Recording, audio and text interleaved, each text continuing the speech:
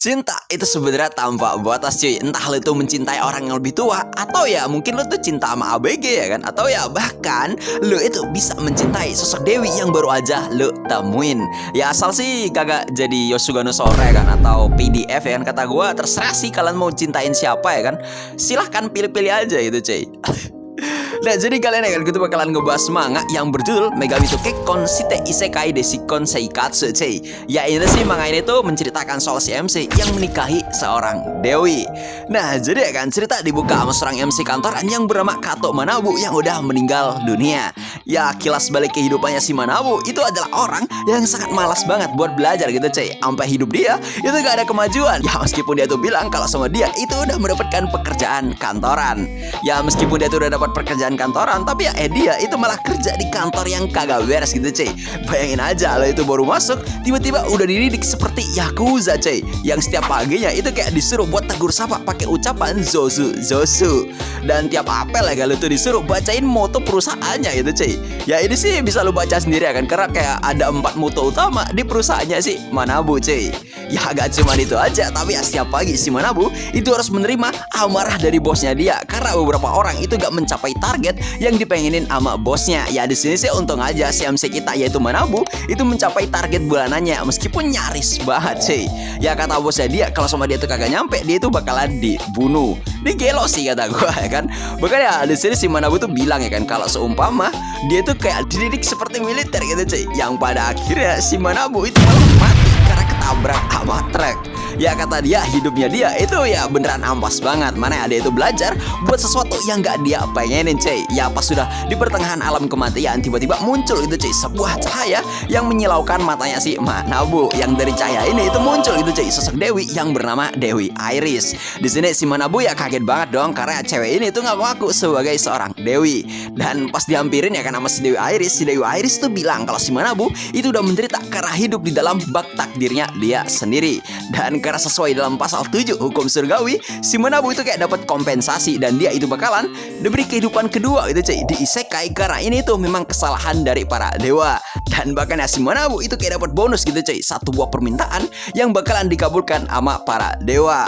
Ya karena si Dewi Iris ini ya kan, si Manabu itu ya sebenarnya kagak fokus gitu cuy, karena menurutnya Dewi ini tuh kayak terlalu cantik banget, mulai dari wajahnya yang halus sampai lekuk tubuh yang berisi banget. Bahkan ya suaranya itu kayak nyaman di telinganya dia. Makanya si Manabu itu kayak langsung suka karena ya wanita seperti ini adalah tipe dia banget. Bahkan ya dia itu kayak pengen menikahinya. Nah di sini si Dewi ini tuh nanyain ya kan kepada Manabu apa yang dipengenin sama dia. Bahkan ya skill sihir tak terbatas pun itu gak masalah gitu cuy, kata si Dewi Iris. Namun ya alih-alih minta sebuah item pendukung, si Manabu itu malah memegang tangan si Dewi gitu cuy, sambil bilang kalau dia itu mau menikahi si Dewi Iris aja. Ya di sini si Dewi Iris tuh kayak refleks ngangguk, sampai dia dibikin malu karena permintaan dari si Manabu.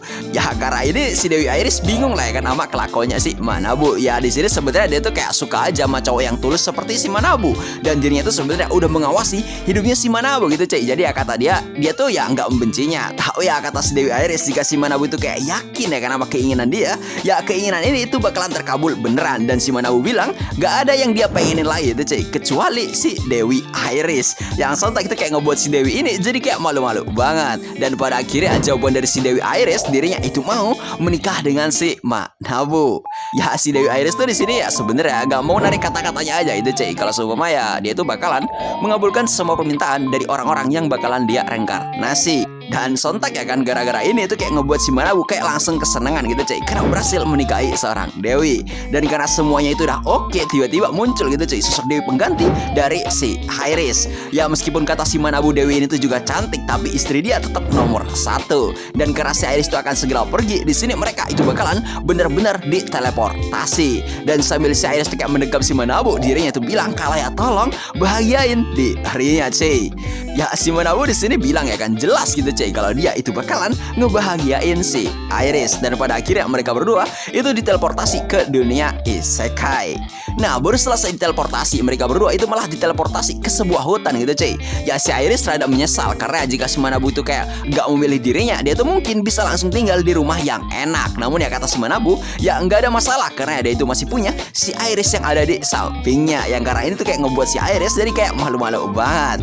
Nah di sini rencana mereka ya kan, mereka itu harus segera mencari perlengkapan sandang pangan papan mereka karena si Manabu itu gak mau si Iris tidur di dalam hutan. Ya di sini awalnya si Iris tuh kayak pengen nyoba itu cuy sihir teleportasi agar mereka itu kayak segera pindah ke sebuah kota. Cuman ya pasti itu kayak mencoba sihirnya malah kagak bekerja itu cuy. Yang pasti itu kayak ngebaca buku manual para dewa ya kan, ternyata sihir ini tuh hanya bekerja buat dewi yang masih aktif di surga. Ya di sini si Iris tuh kayak sontak kecewa lah ya kan, karena dia tuh kagak bisa ngebantu suaminya. Cuman si Manabu bilang sepertinya dia tuh bakal ngambil opsi kalau dia itu bakalan memanjat pohon buat melihat sekitarnya dia. Ya meskipun si Iris di sini kayak kagak mau ya kan melihat si Manabu kenapa-kenapa gara-gara manjat pohon. Ya di sini si Manabu kayak menceritakan kalau ya pas kerja dulu dia tuh kayak pernah mau dipenggal sama customernya dia sendiri karena ya kelakuan dari sempainya dia yang malah nyeles di kala malam hari itu cuy. Makanya tiba-tiba si Manabu baru datang aja itu udah mau dipenggal anjir sama customernya. Ya di sini setelah si Manabu kayak manjat pohon, dia tuh kayak berhasil melihat sebuah kota meskipun ya dia tuh kayak pada akhir terjatuh dari pohon itu cuy. Namun ya untung aja si Iris kayak masih bisa menggunakan sihir penyembuhan dirinya. Ya meskipun balik lagi penyembuhan si Iris ini gak bisa bekerja maksimal karena kekuatan dewi dia itu udah mulai menghilang. Ya di sini kata si Manabu gak masalah juga itu cuy, karena istrinya itu adalah yang nomor 1. Dan pada akhirnya kan mereka itu melanjutkan perjalanan mereka berdua cuy. Nah di sini kan saat mereka itu kayak bercerita, si Manabu itu bilang kalau sama dia menikahinya karena ingin menjaganya. Dan singkat cerita mereka berdua itu berhasil menemukan sebuah rumah di kedalaman hutan. Ya di sini kata si Iris rumah ini tuh kayak seperti sudah ditinggalkan oleh pemilik lamanya, dan mereka berdua pada akhirnya memutusin untuk menginap di rumah ini aja gitu cuy. Oke, di sini kan setelah si Manabu memutusin untuk tinggal di rumah ini aja, mereka berdua itu kayak mengecek gitu cuy, apa yang bisa mereka gunakan di rumah ini, mulai dari pakaian sampai air bersih. Ya di sini intinya ya kan sandang dan papan mereka itu udah ada gitu cuy, berarti tinggal persediaan makanan aja yang kagak ada. Dan di sini kan si Manabu pada akhirnya mutusin untuk berburu gitu cuy di dalam hutan. Nah di sini si Iris bingung ya kan apa yang dilakuin sama si Manabu karena dia tuh kayak coret-coret pohon gitu cuy. Ya kata Manabu ini tuh kayak biar ngebikin mereka enggak tersesat aja. Ya melihat hal ini si Iris heran dong karena si Manabu itu kayak seperti seseorang yang tangguh di matanya. Dan di sini si Manabu bercerita kalau ya semua ini kayak berkat pelatihan dari kerjaannya dia, yang dulu bosnya dia itu kayak melempar semua karyawannya di sebuah hutan gitu cuy agar mereka itu kayak bisa balik sendiri anjir. Nah di sini saat lagi mencari makanan ya kan, si Manabu dan si Iris pada akhirnya berhasil menemukan sebuah buah berry. Ya kata si Iris buah ini tuh kayak masih bisa dimakan gitu cuy. Ya di sini kata si Iris dirinya itu sebenarnya udah mempelajari gitu cuy apa yang ada di dunia ini. Saatnya dia itu kayak melemparkan seseorang ke isekai. Dan kata si Iris ya ini tuh sebenarnya nggak wajib sih, cuman ya dia itu kayak berpikir mungkin ya kan dengan pengetahuan sederhana ini dirinya tuh kayak bisa membantu orang-orang yang direinkarnasi di dunia ini. Yang mendengar hal ini si Manabu kayak langsung memuji si Iris kalau ya dirinya itu adalah orang yang baik. Ya kata Manabu dia tuh kayak bersyukur banget bisa mendapatkan sosoknya si Iris yang baik hati. Dan si Manabu itu kayak mempet-pet kepalanya si Iris gitu cuy, karena ya dia tuh kayak pengen manjain istrinya anjir. Waduh, wen ya. Nah di sini karena ada sebuah berry ya kan, si Manabu itu kayak langsung mutusin untuk manjat pohon itu. Namun ya tiba-tiba dia malah diserang sama seekor babi hutan yang ternyata babi ini itu adalah monster di hutan ini cuy. Ya melihat babi ini dia tuh kayak langsung tanya kepada si Iris apakah babi ini tuh bisa dimakan atau enggak. Dan si Iris tuh bilang kalau semua babi ini itu bisa dimakan dan dagingnya itu katanya enak banget.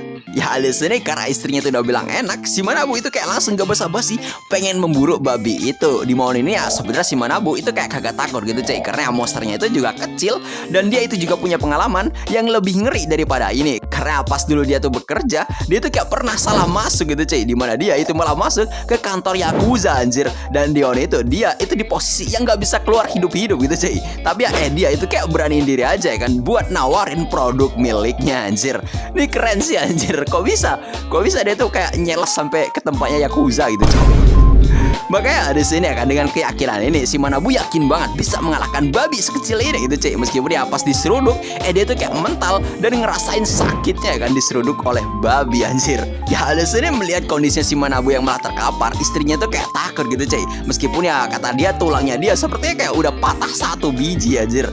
Tapi ya di sini kata Manabu, besar keinginan dia itu adalah kasih daging babi ini kepada istrinya. Dan si Manabu itu kayak pada akhirnya balik berdiri lagi cuy. Sambil dia itu kayak mengingat moto perusahaannya, kalau ya di balik ketidakmungkinan pasti ada sebuah kemungkinan, dan di balik keputusasaan ada sebuah keberhasilan. Dan si Manabu itu kayak langsung beralih ke sebuah pohon besar dan kayak mengejek monster babi ini. Dan saat si babi ini tuh kayak pengen menerjang si Manabu, dia itu malah mati karena menabrak sebuah pohon cuy. Yang pada akhirnya si Manabu itu berhasil mempersembahkan daging babi ini untuk istrinya dia. Ya meskipun sebenarnya istrinya itu ya kagak suka si Manabu menyiksa dirinya sendiri. Dan di sini akan gara-gara perhatian dari istrinya, si Manabu jadi bilang kalau sebenarnya gak ada orang yang benar-benar perhatian banget kepadanya di dunianya yang dulu. Namun ya ternyata sekarang dia itu malah ada istri yang kayak selalu mengkhawatirkan diri ya cuy. Yang karena ini ya kan si Manabu itu kayak langsung nangis seketika anjir. Ya mungkin sekian dulu ya kan untuk part 1 dari video ini. Ya ini tuh mungkin terkesan kayak sederhana banget ya cuy, tapi ya mempersembahkan sesuatu buat istri ini tuh udah luar biasa banget anjir. Sumpah. Apalagi kalian tuh kayak mempersembahkan daging anjir. Lo kan tahu ya kan kalau semua orang berburu itu resikonya itu adalah nyawanya dia sendiri gitu cuy. Dan dia tuh kayak udah mempersiapkan maksud gue udah mempersembahkan daging babi ini ya kan untuk istrinya dia anjir. Keren sih kata gue.